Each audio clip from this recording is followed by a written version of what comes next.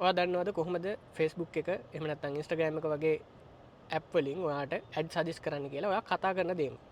හැබැයි ඔයා සමහරවිට Google කරලා නැහැ. ඔයා කිසිම වෙලාවකදී ඉන්ටර්නෙට් එකේ සර්ච් එකක් දාලා නැහැ.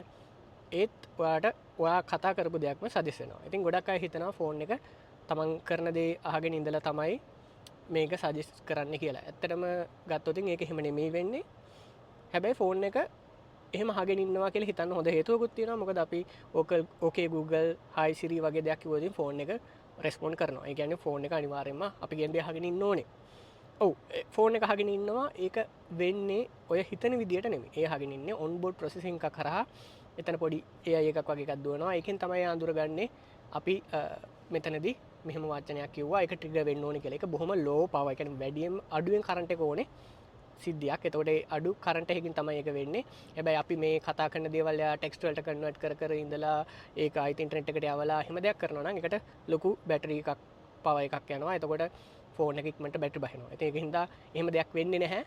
ඉතින් ඒ වගේම නීත්‍යානුකූලව ගත්තොත් ඒක කරන්න තහනම්. ඉතින් කවුරු හරි හිතනවා නම් එහෙම වෙනවා අපි කියන දේ අහගෙන ඉඳලා තමයි වෙන්නේ කියලා ඒක මිත්‍යාවක්. හැබැයි ෆෝන් එකට එහෙම නැත්නම් වෙන විද්‍යුත් උපකරණ සමහරක් වෙලාවට ඔය කාර් එක වෙන්න පුළුවන්. එහෙම නැත්නම් ඔය ගෙදර තියෙන ටීවී එක වෙන්න පුළුවන්. මොකද ඒවයි මයික් එක නැති වුණත් ඒක ඉතින් ස්පීකර් එක පාවිච්චි කරලා ඔයා කියන දේවල් අහගෙන ඉන්න වෙන්න පුළුවන්. ඒක තාක්ෂණිකව කරන්න ඉම්පොසිබල් නැහැ. ඒක කරන්න ඉතාම අමාරුයි. හැබැයි කරන්න පුළුවන්. එහෙම දෙයක් වෙන්නේ ගොඩක් වෙලාවට ඔයා මොකක් හරි රාජ්‍යයක ටාගට්ටයක් වෙලා තියෙනවා නම් ඉන්ට්‍රස්ට් එකක් වෙලා තියෙනවා නම් එතකොට ඔන්න එහෙම දෙයක් වීමේ හැකියාවක් තියෙන. එහෙම වුණා කියලා එහෙම වෙන්නේ නැහැ. එහෙම දෙයක් වීමේ පොසිබිලිටි එකක් තියෙනවා.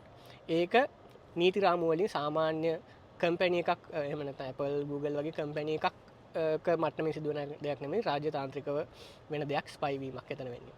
අපි දැන් ඒත් අපි බැලුවොත් කොහොම හරි අන්තිමට අපි කතා කරපු දේ අපිට ඇඩ් එකකින් සජෙස්ට් වෙලා තියෙනව නේද? ඉතින් එතකොට ඒක කොහොමද උනේ? මොකද ඇත්තටම දැන් අපි උදාහරණයක් විදිහට ගත්තොත් ඔයාට ගිටාර් එකකට කැමති නම් ඔයා ගිටාර් ගැන වෙනදට වඩා හිතනවා. එතකොට ඔයා සාමාන්‍යයෙන් පාර ඇවිදන් යනවා නම් කඩ ෂොපින් කම්ප්ලෙක්ස් එකක යනවා නම් ඔයාට පේන්න පුළුවන් මේ සාමාන්‍ය ගිටාර් තියෙන කඩයක්. එතකොට ඒ තැනක ඔයා නැවතිලා ඉන්න පුළුවන්. ඒ වගේම ඔයා Google Facebook එකේ මොනවා හරි බල ඉන්නකොට ඒ ගිටාර් සම්බන්ධ දේවල් තියෙන තැන්වල ඔයා ස්ක්‍රෝල් කරන එක ස්ලෝ ඩවුන් වෙන්න පුළුවන්. එතකොට එහෙම නැත්නම් ගිටාර් හා සම්බන්ධ තියෙන ලිපි ලේඛන වැඩිපුර කියවන්න පුළුවන්. සර්ච් කරන්න ඕනේ නැහැ. ඔයාගේ මේ බිහේවියර් එක අඳුරගෙන එයාට ප්‍රෙඩික්ට් කරන්න පුළුවන් සමහර කලාවට ඔයා ගිටාර් වලට කැමති ඇති කියලා. එතකොට ඒක තමයි මේ අපි වර්ධවා වටා ගන්න. ඒ වගේම සයිකොලොජිකලි ගත්තොත් අපි මොකක් හරි දෙයකට ෆෝකස් කරාම ඒ දේ අපිට දැක්කොත් අපිට ඒ දේ නෝට් වෙනවා වැඩි. ඉතින් ගිටාර් මීට කලින් ගිටාර් උදාහරණයක් විදිහට ඔයා ගිටාර් එකක් ගන්න ආසාවෙන් ඉන්නවා නම් මීට කලින් ඔයා පහු කරගෙන යනකොට දැකමු නැති මියුසික් ස්ටෝර්ස් පේන්න ගන්නවා. මෙතන මියුසික් ස්ටෝර් එකක් තිබුණාද කියලා ඔයාලට කලින් මීටර් වෙලා නැහැ. ඒකම මෙතනදිත් රෝල් එකක් ප්ලේ කරනවා. එතකොට ඔයාලට හිතෙන්න පුළුවන් අර කතා කරපු දේ සහ මේක අතර සම්බන්ධයක් ඔයා මනසින් ගොඩනගාගෙන ඒ අනුව හිතනවා වෙන්න පුළුවන්. ඉතින් ඔය කාරණා කීපය හින්දා තමයි අපිට එහෙම හිතෙන්නේ. තව තාක්ෂණික පොඩි දෙයක් කියන්නම්. දැන් ඔයාට හිතෙන්න පුළුවන් ඔයා කොහොමද shopping complex එක වගේ එක තැනක ඉන්නකොට මේ කඩේට ගියා කියලා අඳුරගන්න එක. ඒ data ඇත්තටම ෆෝන් එකේ ස්ටෝර් කරගන්නවා. ඒව numbers විදියට ස්ටෝර් කරගෙන ඔයා online ගියාම